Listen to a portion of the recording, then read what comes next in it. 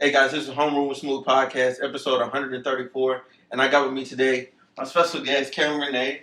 How are you doing today? Good. How are you? I'm doing good. Good. All right, so how you been? Pretty good. I'm alive. I'm good. That's good. It's been like years since we decades almost. Yeah. Oh, yeah. God. Yeah. Yeah. COVID made everything just seem like a blur. It's a big blur. But yeah. Yeah, I'm glad to have you with me today. I'm happy to be here. Okay, so guys, this is Renee, the R&B singer, recording artist. You also play instruments, correct? Instruments. I produce. I do everything. Okay. All things music. All right, that's awesome. So how did you get started? Started in music or in music, like started in music. I was kind of born into music. My father, he was a writer, a musician. My whole family were writers and musicians, and he had his own group. And so I would kind of help him write even as a kid. I would hum melodies with him.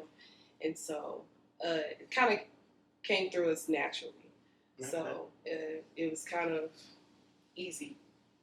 Oh, that's great. So starting as a singer on your own, like your career path, like how did you know that that's what you wanted to do for yourself as well? It kind of happened naturally. One of our friends, Renee Williams, he's a comedian. Okay. He asked me to just sing at one of his events. And I found myself just kind of going through my favorite songs. And I'm like, okay, I'll just do these songs. But afterwards, I'm like, you know what? I really like to do my own songs. So that's when I kind of started and decided that I was going to do music for myself. Okay, that's great. All right, and what like time frame is like what around what time was that? That was probably about 5-6 years ago, something like that. Okay. Yeah. Okay, so after that, I see that you already have like released singles before. Mm-hmm. You have one album, 2 EPs, more recent. So let's talk about that first album. The first album. First album was actually experiment. Actually, it was when I decided, okay, I want to make music. I was calling around, asking people, all of these industry people. I'm like, okay, can you make music for me? Can you do this? Can you produce this song for me or whatever? And they would give me their prices, and I'm like, I don't have that money. I don't even make this. I make like $10 an hour. So I was kind of griping because I'm like, I really want to do this. I don't have the money to pay thousands of dollars for somebody to do this for me. And I sat there and thought, I'm like, you know what? Why not try it myself? My husband was like, you know, you really could do it yourself. And he was like, it doesn't cost much to invest. So we went to Guitar Center, bought my little mixer and my little mic and my headphones, and had ordered my cheap computer, and decided to just kind of see what happened. Just lock myself in a room, see what happens if I just start creating on my own. And all of those songs just happened to be the album, the whole album. Right, and that album's called Sophisticated Soul, right? Okay. And that's everywhere. Yeah, everywhere. Okay, so then after that, you went into your next EP, and that's called, help me out, it's... Entire Vibe. Entire Vibe, yes. Entire Vibe was created during the pandemic, of course, where, you know, we all got locked in, and I was uninspired to create music for a while, because I was just living. So I was like, okay. And then I think a snowstorm happened. It was about like 7 or 8 days or whatever. And I was like, you know what? Let me create, because I feel a little creative juice flowing.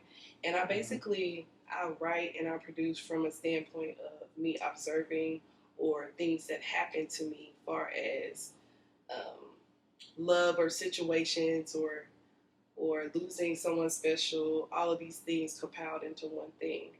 So I just kind of created based on that and watching other people's relationships. So that's kind of how Entire Vibe happened. Okay. Okay. Do you have any favorite records off the entire album? Easily Couldn't Help It would be my favorite. And that's because that was the first song that I actually played flute on. Oh. So it was kind of me taking all of these aspects of things that I did over the years and actually compiling it into one song. Okay, so slight pause. How many instruments can you play? Let me see. I can play bass. I can play keys well enough to produce. I play flute. I just started tinkering with guitar this past year. I think that's it. That's it? And my vocal cords. Yeah, that's it. That's it. Okay. Mm-hmm. Okay.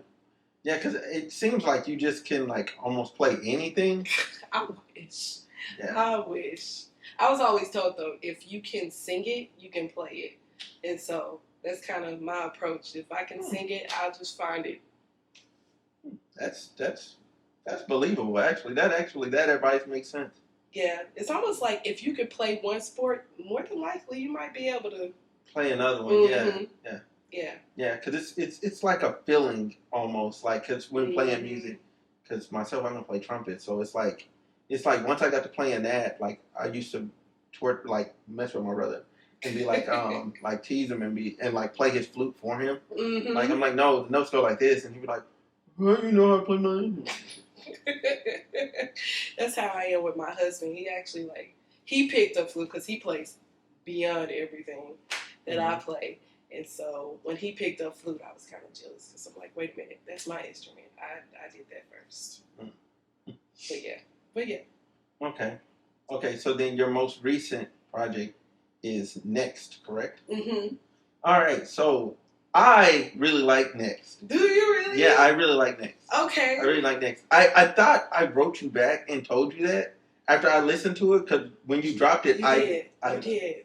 Yeah, because I listened to it and I was like, oh, this is really good. And so like I played it for my friends like when we would go for lunch or whatever. Mm-hmm. I'm like, y'all listen to this. Because I'm always the person that always puts people on new music. Like everybody knows if you get in my car, you're gonna hear something you ain't never heard before. It's the best kind of people. I feel like I'm that person too. I actually am. Yeah. Yeah. So what are some of your what was the process behind Next? Okay, so Sophisticated Soul was me trying to figure out, okay, what is my sound? What happens if I lock myself in a room? Mm-hmm. And of course, Entire Vibe was out of boredom. And so I'm like, you know what? I want to create something that's cohesive, something that is me and everybody around me. So Next was just kind of just this organic thing. It just kind of happened. We just taking situations and actually making a story out of my story and other women's stories. So. Okay. Yeah. I'm trying to remember the exact. What's some of your favorites? Because that might trigger mine. My number one is Overnight Bag. Overnight Bag? Yeah, Overnight Bag is my favorite. Let me see what else. I Wanna Be is one of my favorites. And of course X is one of my favorites. The whole thing's my favorite. I'm sorry. Yeah. I think the one I like the most is Next. If I remember correctly, that was the one I was like, was it there? Was it? Hold on. What's the record at the top? The top of the record, like the first record. Next. Yeah. Okay, then it was Next. Yeah, it was Next. It is Next. Yeah, Next was a really good record to me. Like I heard it and I was like, okay, hold on, and I ran it back. Immediately, and I was like, okay, now I'm ready for the rest of the project. Because I was like, I gotta run this back to get it out my system. Because otherwise, I'm just gonna be thinking about the same record I heard the whole way through, which does the whole record itself like an injustice. So normally, like if I find a record I like, I'll just stop there and I'll just keep playing it till I get done with it, and then I'll finish the whole thing in its entirety. That's good. I'm glad you did. That makes me happy because I'm like that person I'll run my favorite song back until sometimes till it gets on other people's nerves. Yeah. So just have that repeat button just going, and it's just like, didn't we just hear that song? Yeah, we're gonna hear it one more time. 20 more times. Right. So, you perform a lot of live music. Mm-hmm. So what's been your one something that like you learned from it that you took into your actual like recording process, and then two, how did you how did performing live help you grow as an artist?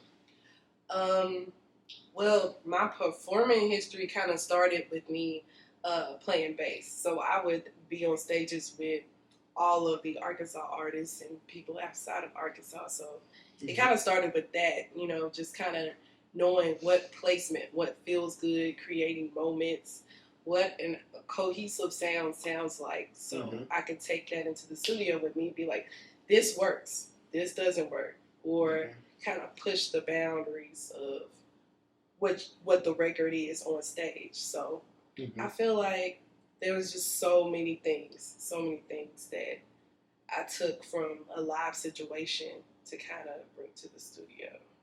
Okay. Yeah.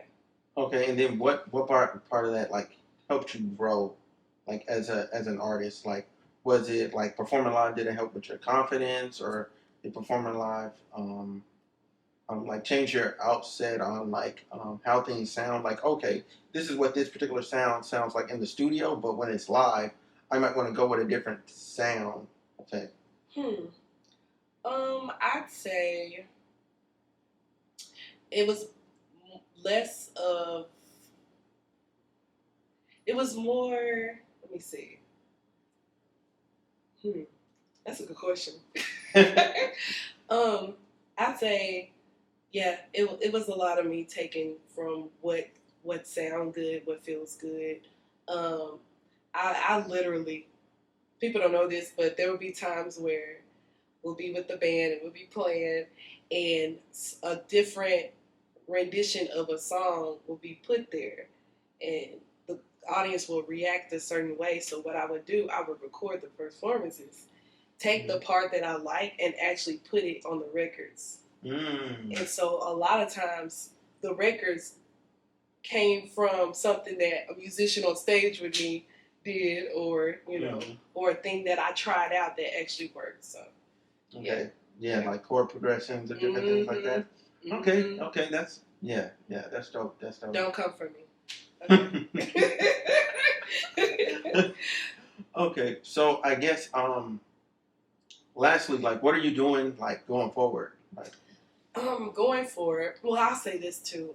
Before the pandemic came, my plan was, because my listener base is mostly in the UK, and so in London and all those places. So I wanted to go out there to perform. I had did New York a year before, and so I wanted to go overseas because that's where most of my listeners are. And the pandemic happened, all the bands happened, and I couldn't go.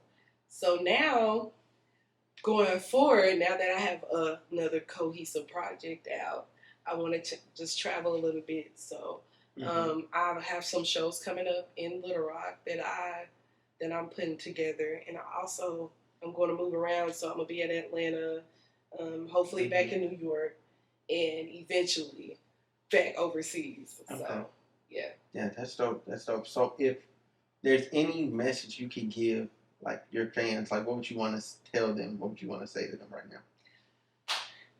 Thank you all for always supporting me. I'm just a little girl who picked up a bass and picked up these instruments and played for other people, but I really appreciate you guys for always being on board with me. So that's what I have.